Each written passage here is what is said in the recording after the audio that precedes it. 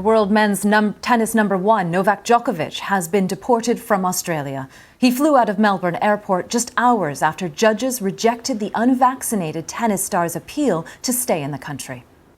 New Zealand's Prime Minister says an underwater volcanic eruption in the southern Pacific caused significant damage to the island nation of Tonga, with some coastal areas still cut off. A hostage taker who was reported to be British has been shot dead after a 10-hour standoff at a synagogue in the city of Colleyville in Texas. The hostages, which included the rabbi, are now all safe. And Britain's Culture Secretary Nadine Dorries has signalled the government's intention to alter the way the BBC is funded in the long term. It follows negotiations over the licence fee that people must pay to watch television in the UK. Japan continues to face a surge in new coronavirus cases across the country. Officials are speeding up booster shots to stem the outbreak. Tokyo reported more than 4,100 new cases on Sunday. The figure more than tripled in just a week. It has exceeded 4,000 for 3 days in a row. The Western Prefecture of Osaka confirmed over 3,700 cases, hitting a record high for 2 straight days. Local authorities are now rolling out booster shots. Gunma Prefecture, north of Tokyo, set up a large-scale vaccination site to inoculate people working in medical and elder care facilities. The prefecture plans to vaccinate up to 8,000 people per day. We are seeing a surge in cases, especially breakthrough infections among vaccinated people. We definitely want people to consider getting third shots. Authorities confirmed more than 25,000 new cases across the country on Sunday. The daily total is approaching the record high set last August during Japan's 5th wave of infection. Chinese authorities are on high alert after Beijing reported its first case of the Omicron variant only weeks before the start of the Winter Olympics. Officials sealed off the district where the infected person lives after the case was announced on Saturday. They also disclosed the names of shopping malls and other places the person had visited.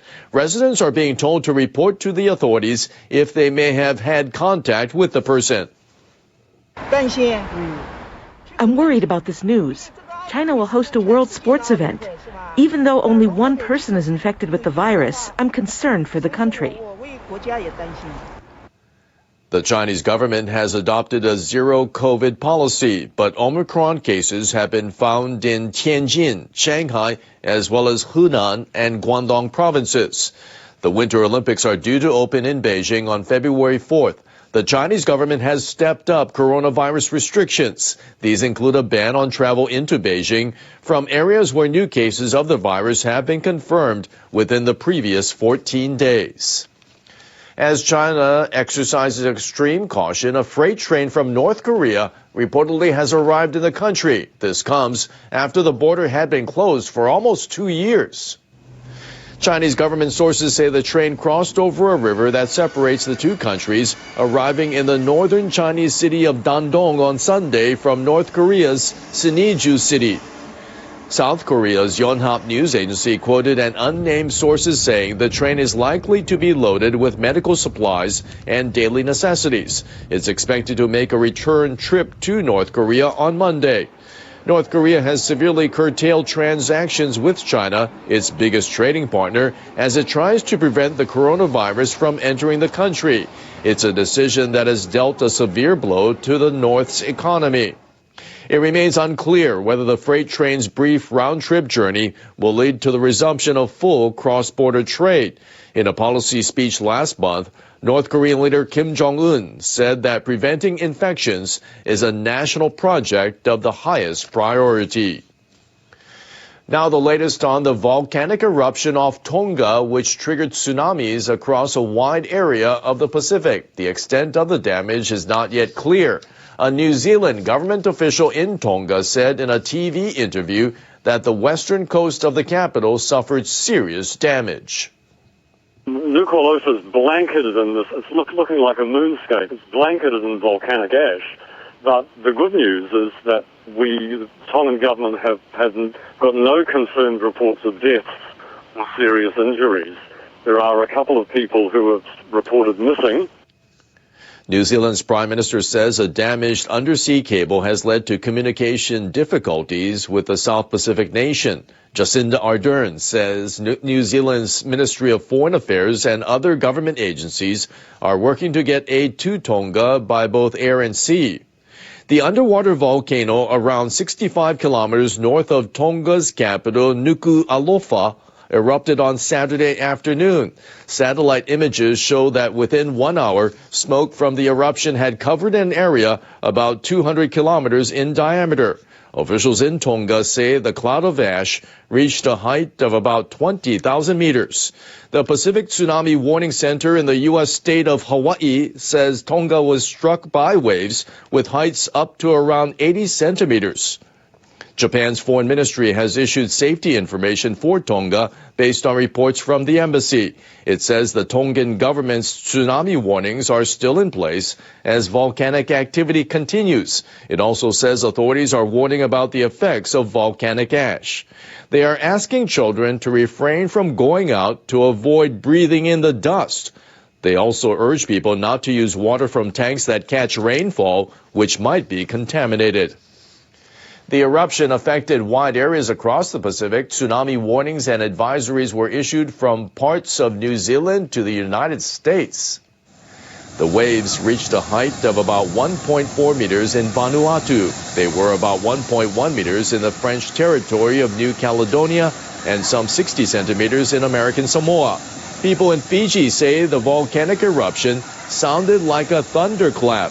New Zealand media reported it was also heard there 2,300 kilometers away.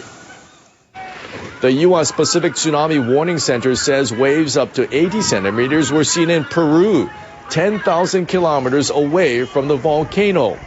Video footage shows seawater flowing into a coastal town in the South American country. The flow gains strength as the water level reaches above people's knees. The footage also shows some boats being washed ashore. Tsunamis over 1 meter high were also observed in Chile. Waves were crashing onto California's shoreline on Saturday. Many beaches on the U.S. West Coast are closed, and residents have been told to stay away. Japan's meteorological agency lifted all tsunami alerts on Sunday afternoon local time. An agency official says they have not figured out the mechanism of changes in tidal levels triggered by the eruption because they lack regular features of tsunami. Tsunami usually arrive at locations closer to a volcano before reaching more distant places. But only small changes in tidal levels were observed between Tonga and Japan. Tsukada says the tidal waves hit Japanese coasts more than 2.5 hours earlier than predicted. A 1.2-meter tsunami struck Amami Oshima Island late on Saturday. Iwate Prefecture's Kuji port experienced a 1.1-meter wave early Sunday. The Japan Coast Guard has confirmed that at least 30 boats capsized or sank in ports across the country. No injuries have been reported so far. The agency says there is no longer any risk of damage, but people are being urged to take extra precautions on the beach and out at sea. The world's #1 men's tennis player Novak Djokovic will not play in the Australian Open. He has left the country after a court upheld the government's decision to cancel his visa. The Australian Federal Court made the decision on Sunday. Djokovic was denied entry into the country earlier this month. He and his lawyers claimed he was granted an exemption from the country's vaccination requirement because he contracted the coronavirus in December. But the Australian government rejected his appeal and revoked his visa for the second time on what it called grounds of health and good order. Prime Minister Scott Morrison welcomed the ruling, saying the decision will keep our borders strong and keep Australians safe. Djokovic says he is extremely disappointed. He also said he'll be taking some time to rest and recuperate. Djokovic is the top-seeded defending champion. He had been aiming to win a record 21st Grand Slam title. He was drawn to play his first-round match on Monday. Those were the stories for this hour.